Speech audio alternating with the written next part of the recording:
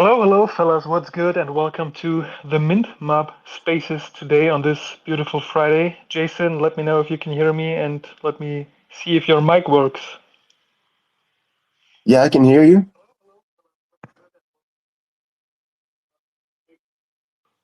Perfect. I can hear you as well. That's great. Yeah, what's up, man? How's your day? It's good, man. As you know, I've been sick all week, so the last few days we've been actually coming out of the crazy sickness and getting some sleep. And so I slept like crazy last night for the first time, and so I haven't been up very long, and I am not sorry about that. I got some rest, and yeah, the day's good. The sun's shining. It's gonna be again like super hot here this weekend. But it's beautiful, man, and I'm just glad to be feeling better. How about you? What's going on out in Germany? Uh, Same here, actually. Weather is great today. You actually sound better than like compared to the podcast recording we had like in the beginning of the week, but you still do not sound like 100%. So feels like you still need to recover a bit, right? Oh yeah, my voice is definitely going to be probably much deeper than usual. But yeah, Monday was horrible. Um, we got it done though, and today I just feel like because a lot of the feeling that I was experiencing was like congestion, so all through my nasal passages and sinuses and everything, that stuff's still kind of healing. So my voice is gonna probably sound pretty Barry Whitish over the next couple days as it finishes healing up. Yeah, I believe that you probably were not able to work out and stuff, right? Because when I get sick for like a week or two and then I go back to the gym, I feel like I need to, like I lost like 2 months of working out. Is there a secret what you can do? Because like people used to speak a lot about like the memory effect, but I feel like that doesn't actually exist. I mean, the truth is, when I was much stupider back in the day when I was training, I would just try to train all the time. But now that I understand, more about what the body needs when it's fighting off like a sickness or something, I just rest. So the hardest, I think the most difficult thing that you can do sometimes when you're used to working out is just make yourself rest. So I rested. I worked out yesterday. I had an actually decent workout yesterday. I didn't overdo it or anything. Um, but yeah, I'm not gonna try and play hero while my body's fighting something off, and yeah, I don't think that's wise. So yeah, just rest. I think it's kind of interesting because coming from the CrossFit world, like nobody really focus too much on rest because the workouts are so difficult and so constant and so perpetual. But we used to joke all the time about the hardest thing to get a CrossFitter to do was to rest, to take a rest day. And there's some truth to that because you don't want to break the habit, like you said, and it is tough to come back. But it's even tougher to stay sick longer. But do you actually like do you actually go to some kind of gym or do you like CrossFit a lot with body weight, right? Yeah, I go to a gym. Like here in our community, we have. I think I posted a picture of this place. It's like a master plan community. It's really pretty cool. There's this massive park, 63-acre park with like ponds and there's a water park and a big gym area with a rock climbing wall and free weights and basketball courts. And as part of living in this community, we have access to all that. And so my wife and I, we work out at the gym here in town mostly, and that's of course a nice option because a lot of the other things that we do are outdoors, like trails, like running or rucking or hiking in the desert. And so we usually do one of those two things, but most of the weightlifting stuff that we do is at the gym. Well, that sounds cool. I have no idea what like 63 acres are, but maybe for all the people who to all the normal people who think in square meters, should be huge, right? Say that again. I couldn't hear you. You can't hear me? You broke up there for just 1 second. It just said that you mentioned that your gym or where you go to is actually 63 acres, and I've never heard that unit. So yeah, I think most of the world does not speak in like acres. Oh, yeah, I guess you're right. I guess you speak in square meters, don't you? In Europe, West Europe. Yeah, right. Yeah. Yeah, so 1 acre is 4,050 square meters. Wow, well, that's sick. That's actually huge. Wow. Okay. Yeah, so Um, six. but let's yeah. I was gonna say, I'm just looking at 63 acres is 255,000 square meters. That's crazy. That's actually crazy. Um, but yeah, let's jump a little bit into crypto, and oh no, let's have you read all that stuff about Roaring Kitty? I started jumping into it a little bit. There's I didn't really go in depth on it, but I was kind of reading the history of, what happened last time. And I didn't realize the guy had basically, exposed himself, like, that doxed himself so that everyone knew who he was. So that was a bit of a surprise to me, but yeah, it's kind of interesting. I'm not sure what uh, the big deal is this time around. Like, uh, what are you seeing is really like the big newsworthy deal this time around? I haven't really seen what it is. The big news is actually that he went live. I'm not sure if it was today or yesterday, due to like time zones, but he went live and he actually showed his portfolio and he showed because don't know if you've seen, but the GME stock is down 35%, Mhm. and he showed that he was actually on that day down 235 million. That's pretty funny. How can he sleep actually? Yeah, it's crazy. But because yesterday or the day before, I actually read that he is going to be a billionaire soon and stuff like that.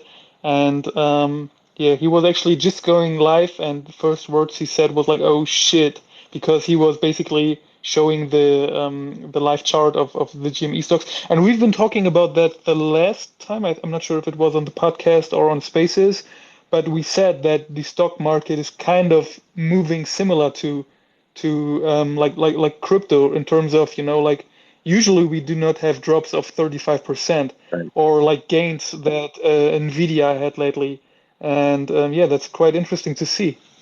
Yeah, it really is. Nvidia became the third $1 trillion company this past week. I don't know if you guys saw that or not, but obviously Microsoft sits at number one, and then I believe it's Apple, and then the third one is Nvidia now with just over, at least the last time I looked at the chart, just over $3 trillion in in market cap, which is absolutely insane. So yeah, I mean, I think these numbers that you're seeing coming out are going to continue to get bigger because there's so much money sloshing around. So many dollars are being printed, and now banks are easing. I don't know if you've seen this information. Like people are starting, banks around the world are starting to drop interest rates again. Usually they do this in the U.S. as well to promote, politicians in election years to make the economy seem better than it is. But the banking system is in trouble, man, and so it's going to be really interesting to see what happens. And if someone can move a stock, like if his portfolio is genuine and he can move a stock, he owns that much of a stock, then it could be really rough waters for a lot of people in traditional markets because again, you're not playing against a level playing field. I mean, you're playing against people who can basically dump on you at any point. So it's going to be interesting to see, man. Yeah, definitely, and especially because it's we're not used to see because when all that GameStop hype happened, it almost felt like it was some kind of meme coin because it felt like that whole hype and community thing on Reddit and X were able to increase the price that much, and yeah, it felt almost as if GME is some kind of meme coin, and yeah, I'm curious to see if like yeah if that continues to happen in the future. Yeah, for sure. I mean, it is kind of like a meme coin. It's funny that you say that because when you can move a market like that and you've got a bunch of people behind you, who can, move the market along with you, and they're following you, they're following your movements. I mean, that's basically the way meme tokens work, right? That there's no fundamental, reason for any of the movements. It's just hype. Like, where are we pushing the hype today? Where are we pushing the attention today? Like it's been interesting because the first of the year everybody was on the big, oh, we're gonna have a bull run. That was the alpha. Like, it was bull run time, right?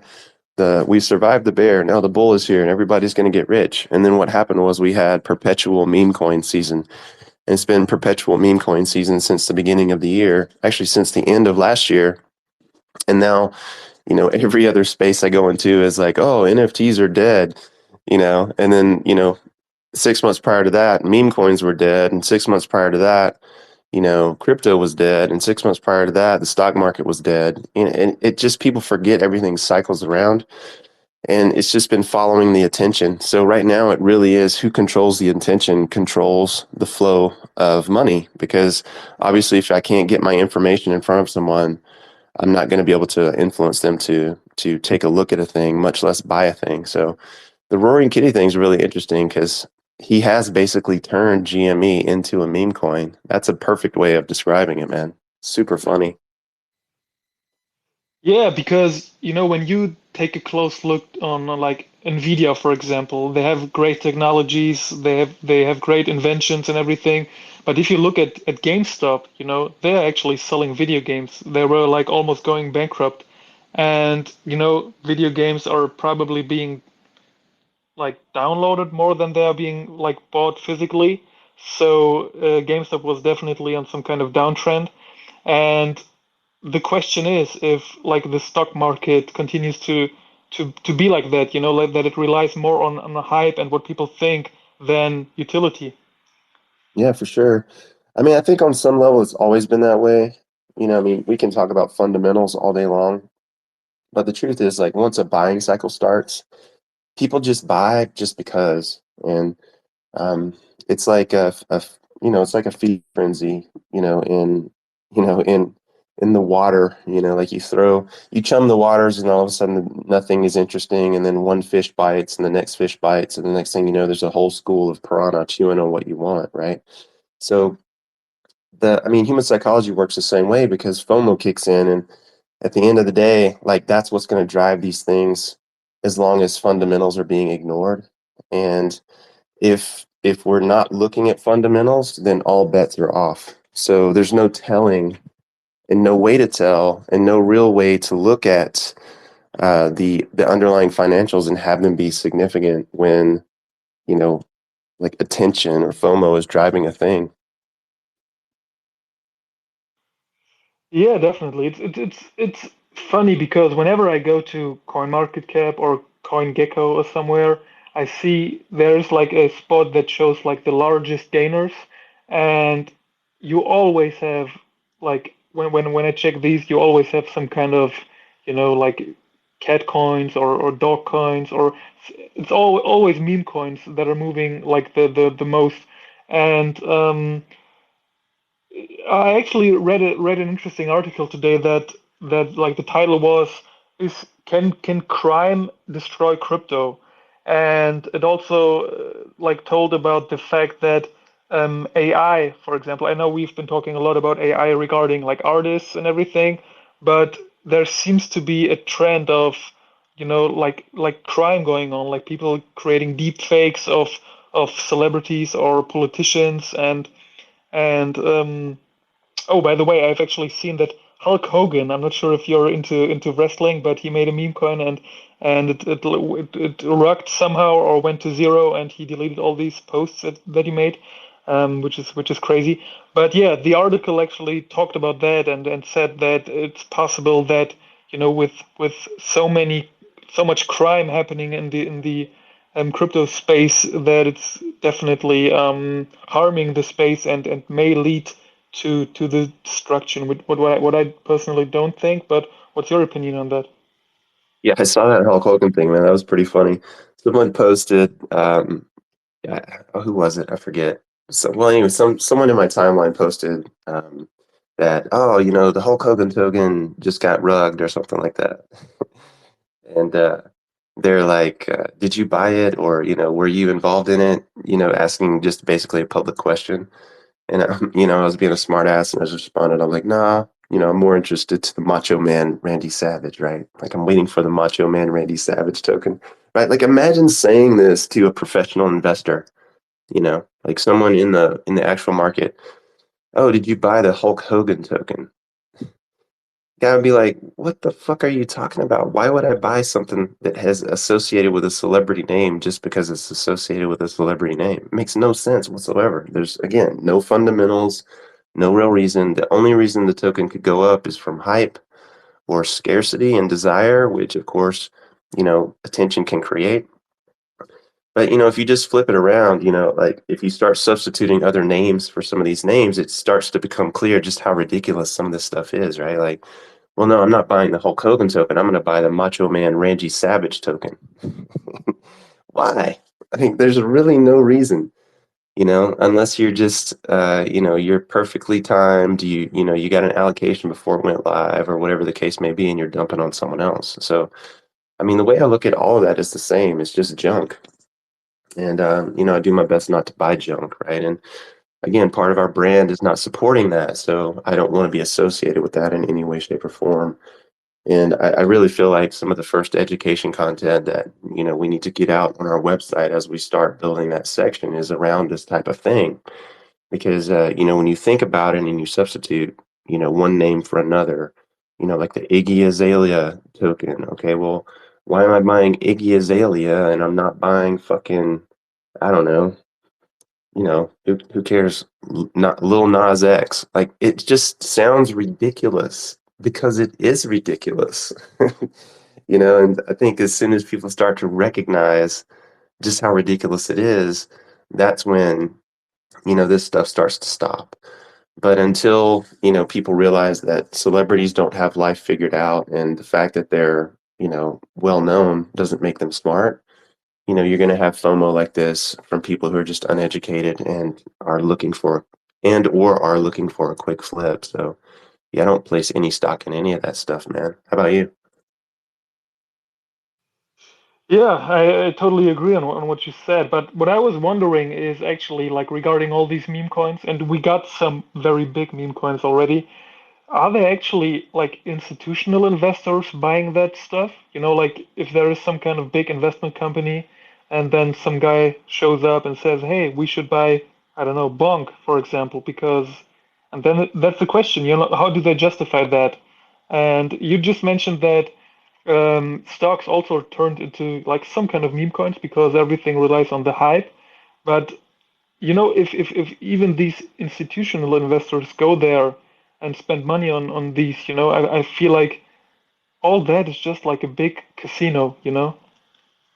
That's exactly what it is. I mean, I wouldn't put it past an institutional investor to place bets, right? I mean, we have the over-the-counter market, which is basically like the penny stock market, and that's kind of what that's been. So I wouldn't put it past it, but I'm not going to take someone's word for it. Like Leonidas was talking about dog coin, saying, "Oh, the big institutional money is now buying dog," and I'm like, I'm thinking about this and reading what he said. It doesn't even make any sense, right? I think at some level he's just so blinded by his desire to hit the $1 billion mark that he's not even considering the consequences. And that's when you start sacrificing your values. So, I mean, at the end of the day, like if you're making money on that stuff, cool. Keep making money on it. Just realize what it is. And if I'm sitting on any of those tokens and I'm in the black, like I'm selling and I'm converting into something that I don't have to worry about. But I mean, if you're a professional trader or you like to sit and look at screens all day, and you want to quickly flip something, hey, cool, do that. Just understand what you're playing with. The problem is when the average person gets involved, and this is why we have organizations like the SEC. Like their original mandate was to, protect the average person from stuff like this. You don't have those protections in crypto. And I'm not saying they're a good organization or that they even did a good job, but that was why they existed, so that to prevent people from being taken advantage of. Well, there's a flip side of that too. Like it prevents you from also taking advantage of opportunity if you have less money. Like if you're not an accredited investor, if you're not worth, $250,000 a year or $1 million net worth, whatever the stipulations are, you really have to consider the fact that, okay, well, I'm not going to be able to take advantage of some of these really risky plays if something like the SEC is involved, right? But you see the consequences of that. Like let's say you took 100 average people and you threw them in the market, maybe one or two of them understands, all right, well, I need to trade this and get in and out. And everybody else is buying the hype thinking, oh, this is going to be a great long-term play. You know, this legislation thing, the legality of what should and should not be done is meant to protect those people. But in addition to protecting those people who don't understand, they're also eliminating access to those who do. So it's a double-edged sword. And right now in crypto, it's still the Wild West, especially when it comes to meme coins. So who knows where that's going to go? But ultimately, if you're not paying attention, that's one of those markets where you can get screwed really, really hard, really, really fast. And I would just rather, if I'm putting my reputation on something, whether it's like big institutional money, I'm not going to advertise that I'm putting my reputation on Dogcoin. I'm just not going to do that, right? Because it's going to make me look like a fool to the rest of the market that I play in, right? So I don't see any sense or logic behind that. And I wouldn't believe it until I saw like registered documents that showed big money was being involved in that sort of thing. But don't you think it's a bad thing if everything just relies on, like market psychology and hype and nobody's like into utility anymore? Well, yeah, but I mean, what is the utility of a meme coin? Yeah, obviously none. But Right. like, yeah, but I feel like, people do not even appreciate utility anymore. Well, I mean, let's be honest. I mean, has anyone well, maybe not anyone, but have most of the market participants who play at that level given people a reason to think that utility is important? On some level, we have to blame the creators as much as we have to look at the market participants, right? So if you're a creator and you're just taking advantage of people's attention, then who are you, to wonder? Like you're participating in a negative thing, and I don't think that's good. So, I mean, that's just kind of my take on it.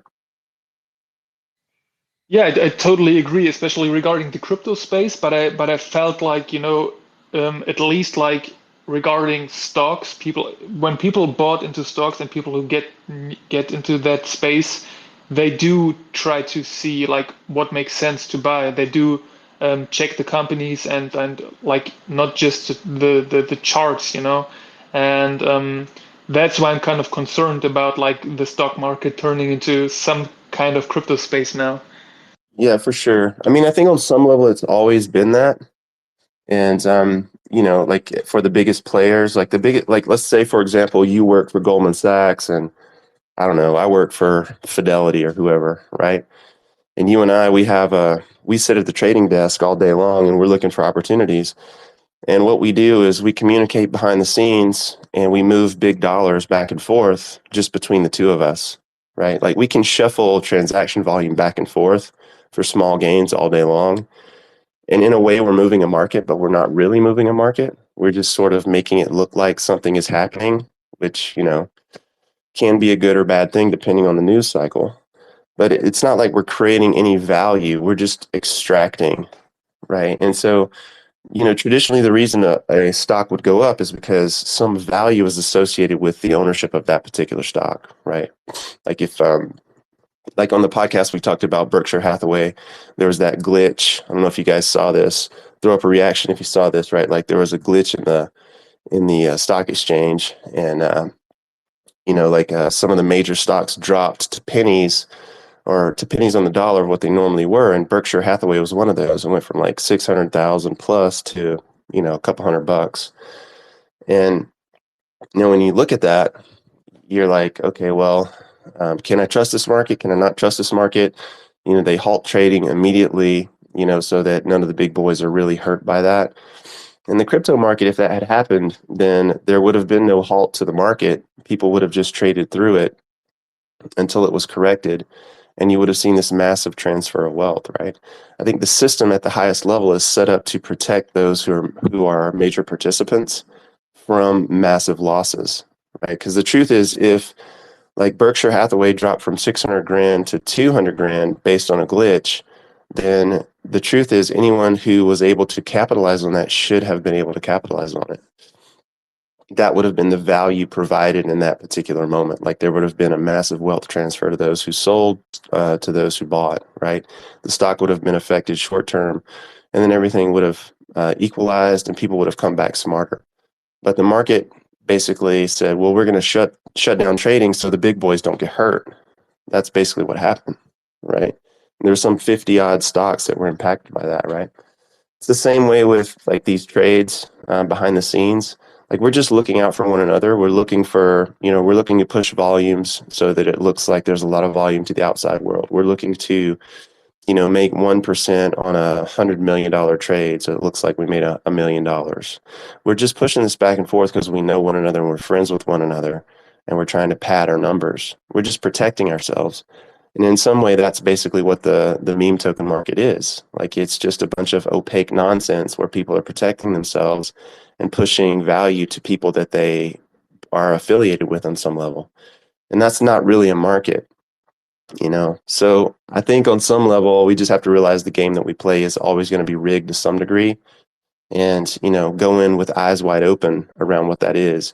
Because if I'm looking at Berkshire Hathaway, for example, and it's a $600,000 stock and they haven't acquired any new companies, their revenues are down, or there's no prospects for them to acquire new companies or boost revenues, there's no reason for that stock to move up unless it's just inflation driving more money into the stock market and pushing all stocks up, in which case it doesn't matter if there's a value proposition there or the fundamentals are sound or not. Does that make sense? Yeah, 100%. Have you seen the movie The Wolf of Wall Street? Yeah, I saw it a long time ago. It's a pretty old movie if I remember right. But yeah, I don't really remember that much So, about it. yeah, not even that old, but there is that famous scene when Jordan is actually selling a penny stock to people, and what he does, he's basically trying to sell the utilities. And I feel like, especially back in the days, 2 years ago or something, NFTs were also about that. When people tried to sell their NFTs, it was all about like the roadmaps they had and what they wanted to build and stuff like that. And these days, nowadays, it's more like, like the biggest USP is like, is there a big celebrity behind the coin, that could create hype? And yeah, that's definitely um, a bad evolvement of the space, in my opinion. Yeah, the utilities thing I think just came up from, basically a lack of imagination, because when NFTs were first dropped onto the scene, there was no utility because the NFT itself was the utility, right? It's like, hey guys, look, we can now create this, tokenized image, and it's called an NFT, and there's only one of them, and you can prove ownership and blah blah blah. Like, right, it's a new technology. That was the utility. But then, as every other person jumped on the scene and said, "Well, no, buy my art instead," they shifted into, okay, well, now I have to separate myself from these other people down the street, and we're gonna, tie this NFT to a specific type of utility, whether it's, staking or, some technology, right? And in most cases, it was just pipe dream stuff, which is why you have such a high failure rate, right? It's just promises, promises, and then of course rug after rug after rug because no one could really deliver on what they said they were going to do. And now we're getting back to this place where it's like, okay, well, we understand that if you're selling a interest in a thing, like that's literally selling a security. That's what an IPO is, on the stock market, or that's what stock represents. Like you're buying an interest in a company that's promising to provide value in some way, shape, or form. we're understanding that these are unregistered securities now, right? And this is where, excuse me, where people like Gary Gensler get involved with the SEC, right? So basically, all of these tokens that were sold on the promise that we're going to build something are unregistered securities. And that's why you saw actual lawsuits come against some of these more public ones, right? And so now we're at this place where, well, what does it mean? And, this is where Goodfellas comes into play. And it's like, well, what it actually means is that we can track provenance and we can prove ownership and we can guarantee rights and usage. And of course, we can build that into an actual company and do it the right way, which is what you and I continue to talk about and work toward behind the scenes. But the average, NFT creator is not thinking on those terms. They're just thinking on, how can I get enough money to hire a developer to do this thing? And if it's legal, great. If it's not, I don't care. And that puts everyone at risk, which means your foundation is shaky, which means you have a high probability of rugging, right? And so at the end of the day, that promotes anonymity and it promotes a lack of recourse to all buyers and holders. So I think that's kind of where that market has moved to, and more people are getting smarter. One of the spaces I've been popping into recently is the one put out by the Matic Man, and this guy is he's an American living in Beijing, and they're basically creating a coalition of projects. And at some point, I'm going to have a conversation with him about joining that coalition, because basically the whole idea behind it is putting good things into the world, which is what we're here to do. And we're here to take care of people and to provide real value and real service to what it is that we're doing. And that's exactly what they're about. And so the conversation stems around, what kind of value can I provide? How can we work together to create more for other people? What can we do to help XYZ group of people or charity or organization? And it's coming from a place of giving rather than a place of taking. And these are the people that obviously we want to be associated with. So I feel like at the end of the day, this is where the market moves for all of those of us who will be successful, because the value provision determines your longevity. And if you cannot prove some sort of value provision, whether it's IP rights or whatever the case may be, whatever your arm of business is that you want to build, you're not going to be around, because people are going to get smarter and smarter and smarter. And the buyers are going to get more and more sort of, like tired of the BS and tired of putting money at risk. And, just that fatigue sets in and it's like, I'm over it. Right. And so we have I think a tremendous duty. We owe a tremendous duty to the market to make sure that we're not participating in those types of things.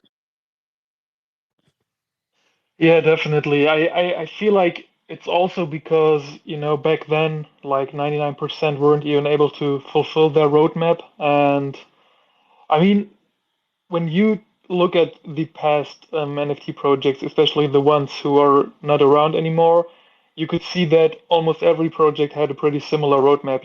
Like they said like, hey, we'll have staking, and then they were able to stake for the tokens.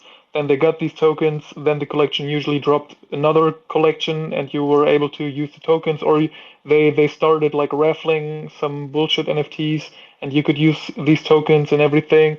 And I feel like the NFT projects nowadays need to be some kind of art related to be successful, because if it's not about art, then you can just create a usual crypto token, and that's like the impression I have now, that a lot more crypto tokens are being released and dropped compared to like NFT projects. Or do you have a different impression?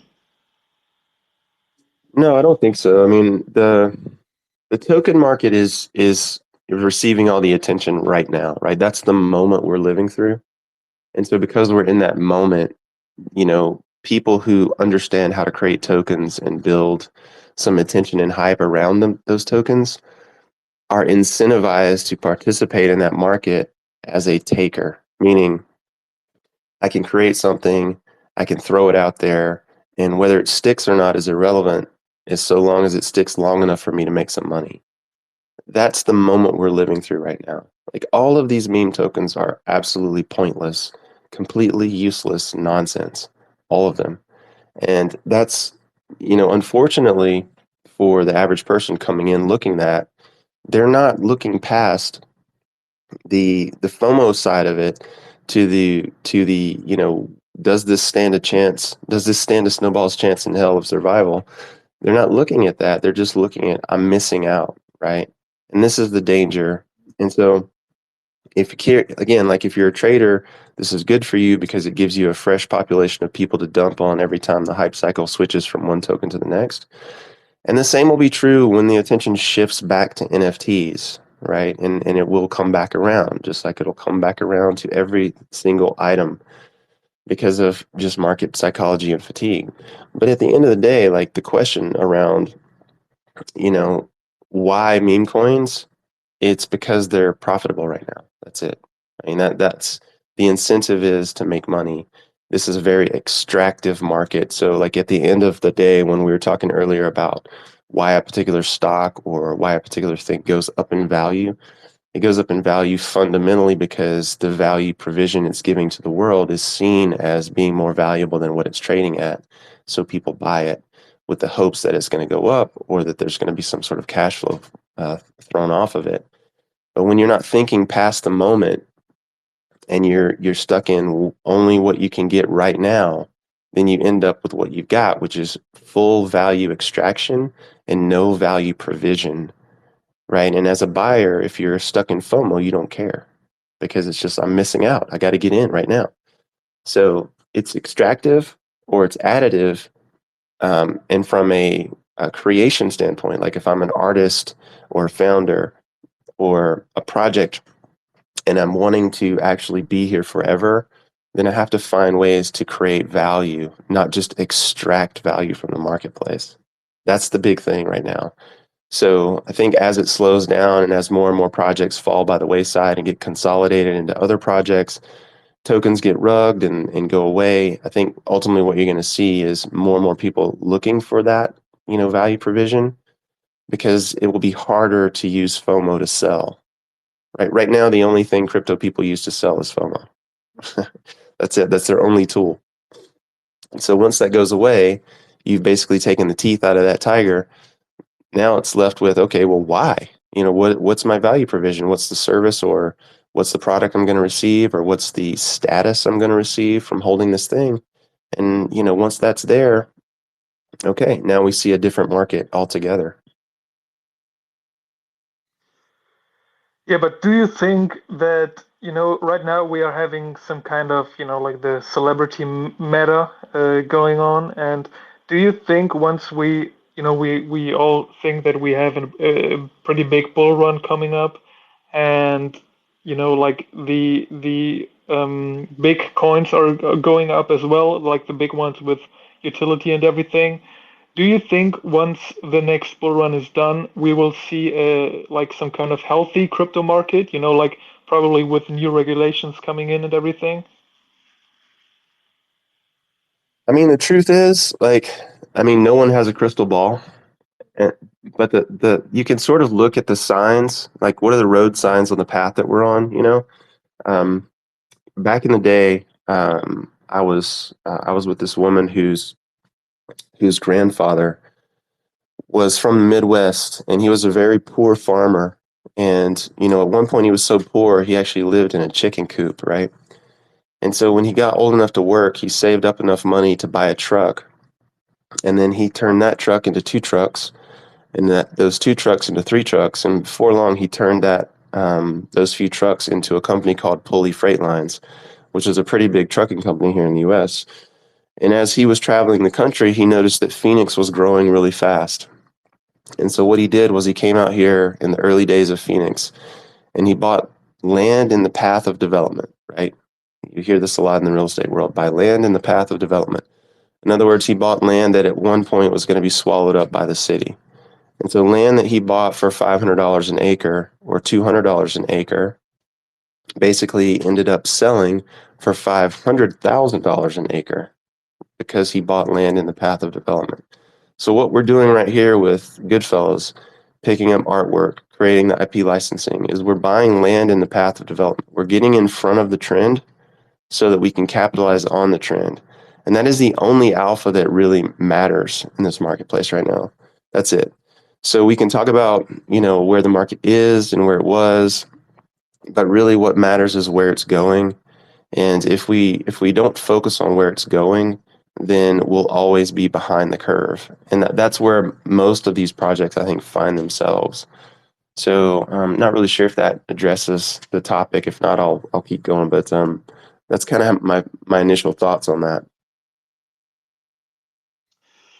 Yeah, I couldn't agree more, and I hope that one day we will. I'm not sure if we will get rid of all these that like like that bad stuff and all these scams, but I feel like people will find a way to will always find a way to yeah, get these people by that FOMO thought that you just mentioned, and yeah, let's see how things turn out. For the last 10 minutes, let's jump into the batch mint that is coming up, and you've sent me the one of one yesterday. Maybe you want to hint something about it, or you just want to surprise people, but is the drop completely finished already? Yeah, so the one of one is, I think it turned out pretty cool. It's sort of a nod to Sinatra, so we've kind of got this little, this like crooner, this like 50s crooner sort of theme happening, which I think is super cool. I think it's probably one of my favorite pieces that has ever been created. And the other artwork, like I said, this week I've been crazy sick, so I haven't been able to make the progress on it that I want. But I do have a few traits ready to rock. We've got another eyewear trait that's going to be dropping. I'm working on another head trait that I think is really cool, but I haven't finalized it yet, just to being under the weather, which like you said, I'm sure you can hear in my voice. But yeah, I'm hoping to finalize the vast majority of it this weekend. And the pieces are all created. The one of one is created. The ranks are ready to go, but I want to make sure that I have I'm just super anal about creating something really cool to go with the pieces. So I'm working on this trait, and hopefully if I can pull it together this weekend, I'll have everything ready to rock for early next week. But regardless, now that I'm, kind of feeling better, I'll have everything ready to go this next week at the latest. So that's kind of what I'm targeting on that. And hopefully I can come up with something that really wows people. Summer's coming around the corner, and you wanted to do something kind of related to summer. And so I've been playing with some new outfits, some new head traits, and just kind of some fun phrasing around summertime. So that's probably all I can really say without giving too much away. But yeah, I'm stoked that you like the one of one. I think I should be able to get some other traits to you probably this weekend to just kind of check out and share some of the ideas with. But yeah, always going to do the one of ones inside every family. Always going to have new traits, which is always a challenge because we have to keep coming up with new ideas, and then of course executing those new ideas. So yeah, that's really, unfortunately, the spot that I'm at due to being under the weather for the last few days.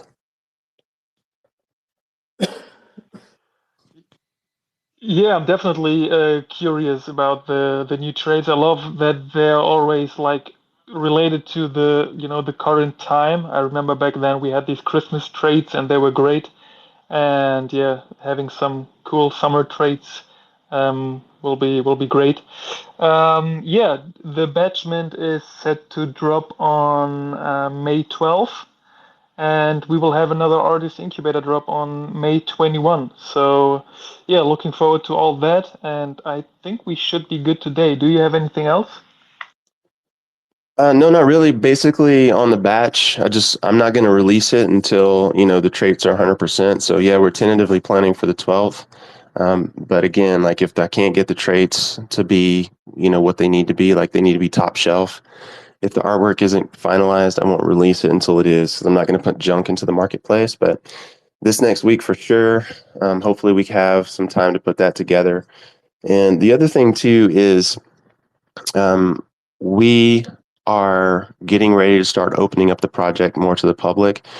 So for those of you guys who are in the server, we're going to be starting to put together some lead cap pages and running ads to lead cap pages. And probably one of the first things that we're going to do is start doing lead cap for referral NFTs. I'm probably going to end up creating a series of NFTs similar to, or maybe even exactly like the referral NFTs that you guys are currently holding. And then probably doing them as CNFTs, which are compressed NFTs, so I can create a bunch of them for a smaller fee. And then as people come in, start doling those out, and then using actual lead cap and emails to communicate with people, because obviously Discord is noisy, because most people are in 5,000 Discord servers, and then Twitter, of course, only shows your information to like 2 people. So at this point in the game, it's time to start opening up a bit. So start looking for like lead cap stuff and looking for website build outs. We've got testimonials from people like Maria, for example, who talked about working with us. We have Daria's information as well. So look for sections of the website to be built out that talk about the experience of coming into the artist incubator, how the artist perceived that. And, then of course, education sections, lead cap sections, and then of course, exposés on the artwork. So I think probably leading up to the next drop, what we'll end up doing is sort of coming into Discord and recapping all the batches, starting with the first batch, starting with what the 1 of 1 was for that batch, what the ranks look like for that batch, just doing a series of drop after drop after drop to keep getting that information into the marketplace. And then, of course, notating that on the website so that people can start attaching themselves to the story. Really, we've barely scratched the surface of what's possible. And, with time being what it is, it's very difficult sometimes to do all of these things at once. But as we continue to grow, these are just going to be things that we have to bite the bullet on and necessarily create. So looking forward to all that and looking forward to that expansion. So I would just keep eyes peeled for that. And then, of course, for those of you guys who are in the server and you want people to join you there, feel free to connect them with me if they need an explanation of what we're doing. Again, DMs are open for myself and also for Alex. We're always happy to talk to people. We feel like, obviously making those connections are going to be huge. And then, of course, outside of that, you'll see me cruising through Twitter, hitting different spaces. And basically, my target here is to find high quality spaces, regardless of chain, and high quality conversations, regardless of who's running the conversation or, what their big thing is. It's like elevating the idea of the community by associating with people who are creating good things in the world, whether it's audience attention or, like in the case of the Matic Man, like building a network of projects who are really committed to doing good things in the world. One of the things that we already started talking about 6 months out is like doing this massive sort of build up around Christmas to help out a bunch of kids around the world. So these are things that I know that, the Goodfellows would be certainly happy to be associated with. And so just look for more of that stuff. And then when you're going through, Twitter and you're seeing posts, be sure and support to the best of your ability. I really hate this idea that most Discord servers or most projects put out where it's like, I'm going to bribe you to interact with my shit. I'm going to give you something. I'm going to, give you this point or give you that point, or, I'm going to enter you to win some drawing if you just interact with my shit. This to me is very disingenuous because it basically is a way of faking attention and interest in the marketplace. So, I'm not against incentives and certainly not against helping people and, doing some cool things for the community, but I don't want to have to feel like the people that we're bringing in have to be bribed to interact with what we're doing. So if you see what we're doing out there and you believe in the mission, and really this is a mission-based project, then by all means, share it, put it out there, spread the word, talk to other people, help us start building a community of people who actually care and give a shit. And that'll come back to you 100 times over in the end. So that's kind of my soapbox monologue to end it on this fine Friday. Beautiful last words, man. Yeah, totally agree with everything you said. And yeah, thank you everyone for listening today. Looking forward to the batchment. Paid ads are coming, so yeah, it's going to be a bright future. And yeah, as I said, thank you everyone for listening. Looking forward to next week, and bye bye.